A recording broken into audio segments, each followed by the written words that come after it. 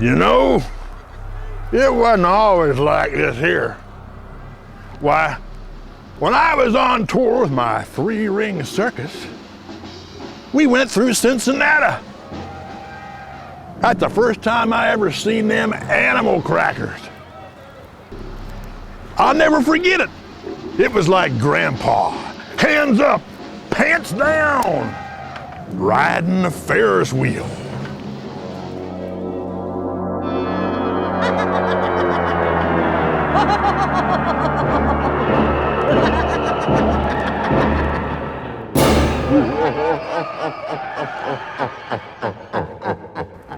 You know what? I bet if we're quick, we can catch them right now. The Animal Crackers are 5 DJs and a couple MCs, and we perform what we call manually remixed hip-hop. We sometimes refer to it as the delicate art of wiki wiki. It's a live collaboration. It's like remixed music right in front of your eyes. We kind of add hip-hop or urban elements or rhythms to traditional jazz, classical music, old rock stuff. We kind of divide stuff apart and then reassemble everything in weird-ass ways. So it's kind of like this broken collage that we put back together. Yeah, it's a little off the beaten path, but them Animal Crackers created their own chop shop. A shrine of sorts, dedicated to the delicate art of wiki wiki. The Animal Crackers were founded probably circa 1997 with myself and Noah, the Natty Kid. He and I would just hang out after school and play with records, dig through records, listen to old stuff, develop our little scratch techniques, playing with samplers and stuff. We had some buddy-ass belt-driven turntables. We kind of collected records. Some friends of mine that would come to see me would call me Animal. And Noah and I doing hip-hop and probably being one of the very few white kids that were doing this at the time. Technically, we are crackers. And we were out doing our little munchie thing at the local convenience store. Found a box of Animal Crackers and thought, isn't that the perfect title for us?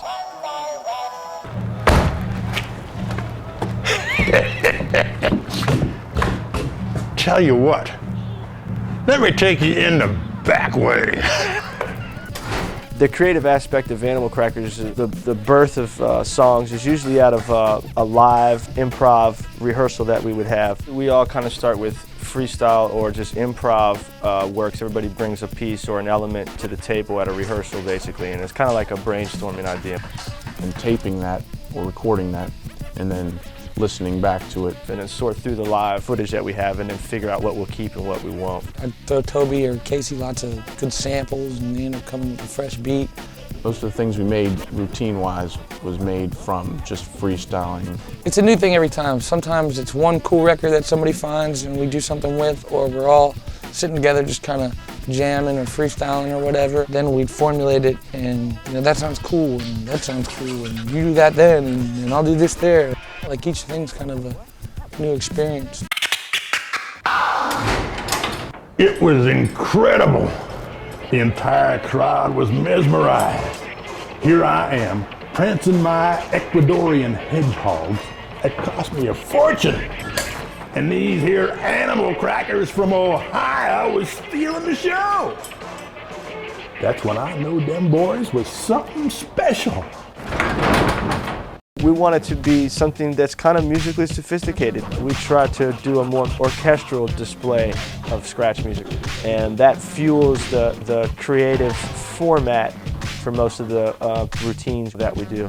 We try to rebalance that and make it more musical, where it's something you can take in over a course of time and you're not force-fed this massive scratch and sonic bombardment all at one time. We try to spread it out and balance it musically through phases, tempo changes, and different portions of the music. We'll use, basic song theory in scratch music. We'll make an A part, a B part, a bridge part, a hook, and have those pieces rotate and play with the juxtaposition of how the pieces fit together.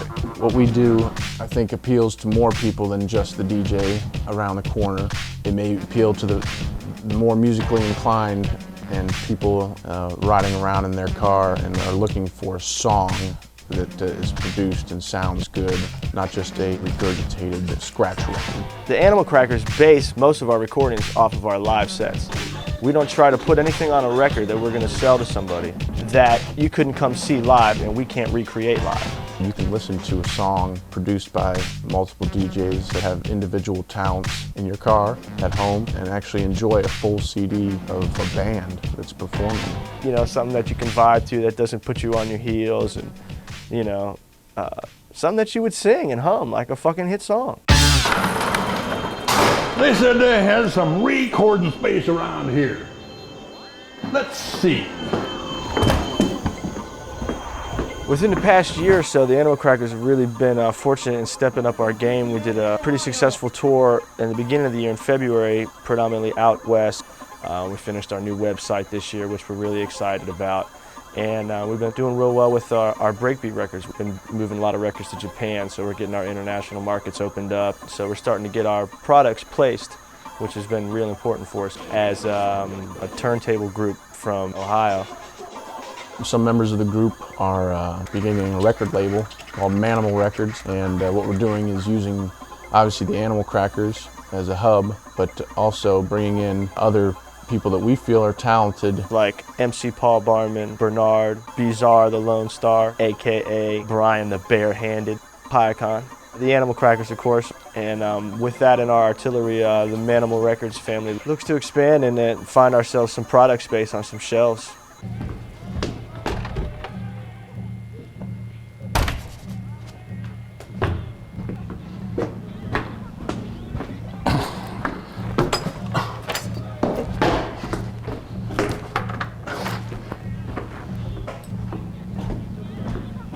This here must be it. Go on inside.